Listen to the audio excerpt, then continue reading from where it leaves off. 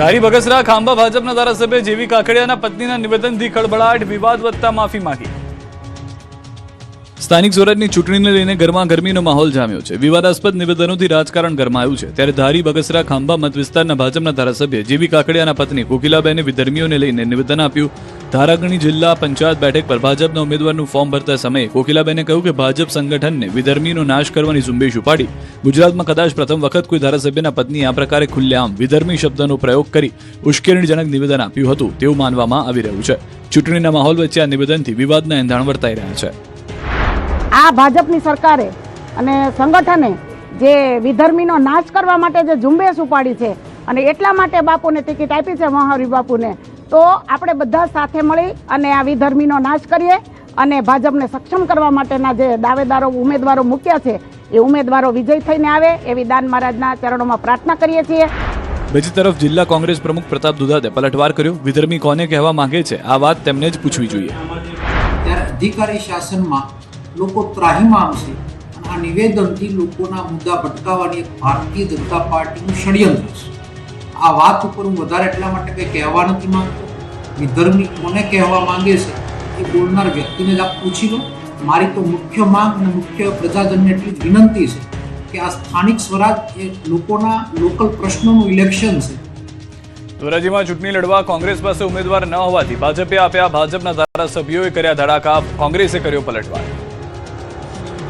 સ્થાનિક સ્વરાજની ચૂંટણીને લઈને ધોરાજીમાં રાજકારણ ગરમાયું છે. જીતપુરમાં આયોજિત ભાજપના એક કાર્યક્રમમાં ધારાસભ્ય મહેન્દ્ર પાડલિયાએ કોંગ્રેસને લઈને ધડાકો કર્યો.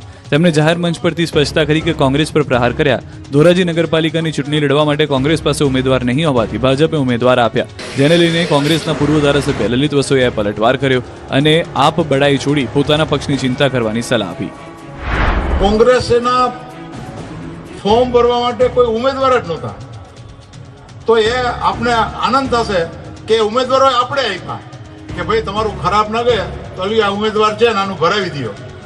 તમે અમુક જગ્યાએ ઉમેદવારો ન મળતા બહારથી ઉમેદવારો મૂક્યા છે. એ જ તમારી આ વિસ્તારની અંદર નબળાઈ બતાવી રહી છે. ત્યારે આપ બળાઈ કરીને કોંગ્રેસને કોસવાનું બંધ કરો અને તમે તમારું વિચારો. સુરતમાં ફોર્મ ચકાસણી વખતે ભાજપ કોંગ્રેસના કાર્યકર્તાઓ આમને સામને આવી ગયા. સુરતમાં સ્થાનિક સ્વરાજની ચૂંટણીનો માહોલ ગરમાયો છે. ત્યારે ફોર્મ ચકાસણીની પ્રક્રિયા દરમિયાન કલેક્ટર કચેરી ખાતે ભારે ડ્રામા સર્જાયો. ભાજપ અને કોંગ્રેસના કાર્યકર્તાઓ મોટી સંખ્યામાં ઉમટી પડ્યા અને એકબીજા સામે જોરદાર સૂત્રોચ્ચાર કરીને વિરોધ પ્રદર્શન કર્યું. ફોર્મ ચકાસણીના શાંત વાતાવરણ વચ્ચે અચાનક બંને પક્ષના કાર્યકર્તાઓ આમને સામને આવી જતા કલેક્ટર કચેરી થોડા સમય માટે રાજકીય અખાડામાં ફેરવાઈ ગઈ. બીજી તરફ સુરતના વોર્ડ નંબર 18ના અપક્ષ ઉમેદવારનું ફોર્મ રદ થયું. અપક્ષ ઉમેદવાર નરેન્દ્ર ચૌધરીનું ફોર્મ રદ થયું. નરેન્દ્ર ચૌધરી ભાજપનો કાર્યકર્તા હતો અને ટિકિટ ન મળતા અપક્ષમાંથી ભર્યું હતું ફોર્મ રદ થતા પોતાનો આક્રોશ ઠાલવ્યો હતો. આ બાજુ સુરત મહાનગરપાલિકા ચૂંટણીમાં કોંગ્રેસ માટે વોર્ડ નંબર 10માં વિવાદ સર્જાયો, જ્યાં મહિલા ઉમેદવાર દુર્ગાબેન નિષાદનું ઉમેદવારી ફોર્મ રદ થયું. દુર્ગાબેને દુર્ગાવતી નિશાળ વોર્ડ નંબર 10માંથી ફોર્મ ભર્યું અને ફાઇનલ યાદીમાં તેમનું નામ પણ સામેલ હતું, પરંતુ પક્ષ દ્વારા સમયસર મેન્ડેટ જમા ન કરાતા તેમની ઉમેદવારી પર સંકટ ઊભું થયું. અમદાવાદમાં ચૂંટણીને લઈને ભાજપમાં ડખા થયા. સ્થાનિક સ્વરાજની ચૂંટણીને લઈને ફોર્મ ચકાસણી થઈ ગઈ છતાં ટિકિટને લઈને ટકટક બંધ નથી થઈ રહી. અમદાવાદમાં ભાજપમાં આંતરિક વિખવાદ ચરમસીમા પર છે. ઇન્ડિયા કોલોનીમાં 25 લાખમાં ભાજપની ટિકિટ અપાઈ હોવાનો દાવો થતા ખળભળાટ મચી ગયો.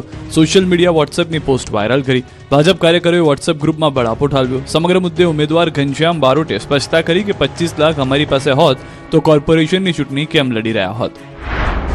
તો અમદાવાદ કલેક્ટર કચેરીમાં ફોર્મ ચકાસણી સમયે કોંગ્રેસે હોબાળો મચાવ્યો. કોંગ્રેસ નેતા શાહનવાઝ શેખે વાંધો ઉઠાવ્યો. આક્ષેપ કર્યો કે દરિયાપુર, ખાડિયા, જમાલપુર ફોર્મ ચકાસણી વખતે માત્ર ઉમેદવાર હાજર રહી શકે, પરંતુ દરિયાપુર ધારાસભ્ય અંદર હાજર હતા. કૌશિક જૈનને અંદર કેમ રહેવા દીધા તેને લઈને સવાલ ઉઠાવ્યા. સ્થાનિક ચૂંટણીને લઈને શહેર ભાજપ વિરોધી લાગ્યા પોસ્ટર, ચૂંટણી બહિષ્કારની ચીમકી.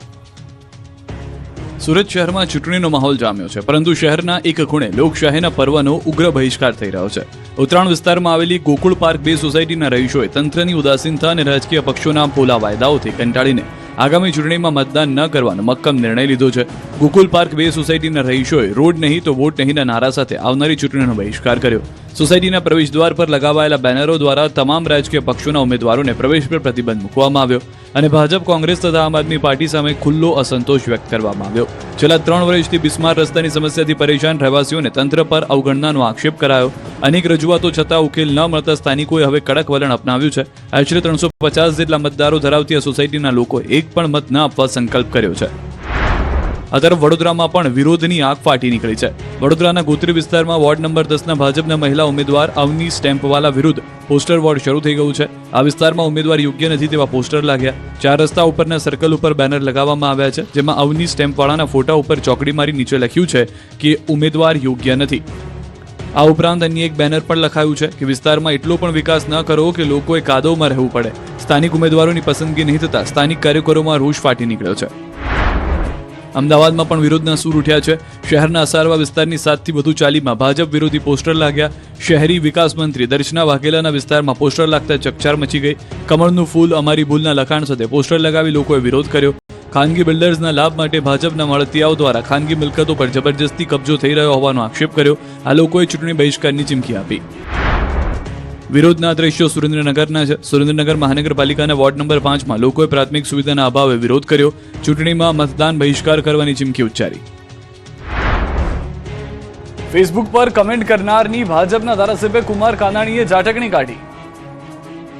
સુરત મહાનગરપાલિકાની ચૂંટણીના પડઘમ વાગી રહ્યા છે, ત્યારે વરાછાના ધારાસભ્ય કુમાર કાનાણી અને આમ આદમી પાર્ટીના કાર્યકર્તાઓ સામસામે આવી ગયા.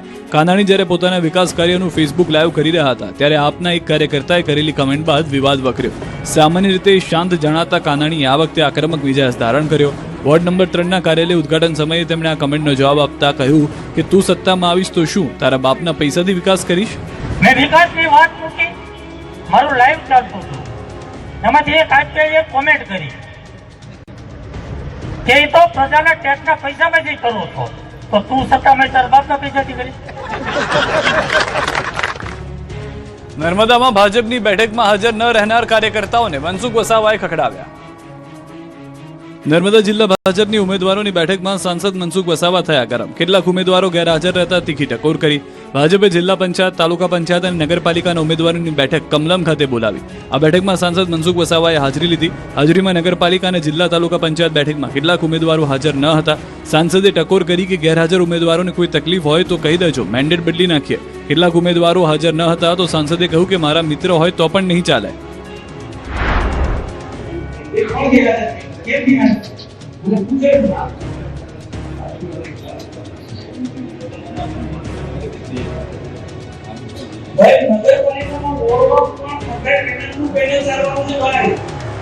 નગરપાલિકામાં બધાએ પેનલનું પેનલ ચલાવવાનું છે, કોઈ ક્રોસ વોટિંગ કે એકલા નથી ચાલવાનું.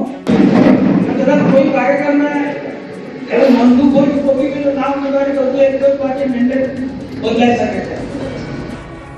ગણદેવી નગરપાલિકા ચૂંટણી પહેલા જ ભાજપે જીતી લીધી. સ્થાનિક સ્વરાજની ચૂંટણીને લઈને નવસારીની ગણદેવી નગરપાલિકા ભાજપે ચૂંટણી પહેલા જ જીતી લીધી છે. ગણદેવી નગરપાલિકામાં ચૂંટણી પહેલા 24 બેઠકોમાંથી 20 બેઠક પર ભાજપના ઉમેદવારો બિનહરીફ થવાની પૂરેપૂરી શક્યતા છે, જ્યારે અન્ય 4 બેઠકો પર અપક્ષના ઉમેદવારોએ ફોર્મ ભરતા ત્યાં યોજાઈ શકે છે ચૂંટણી. વોર્ડ નંબર 1, 4, 5 અને 6માં અપક્ષ ઉમેદવારોએ ફોર્મ ભર્યા છે.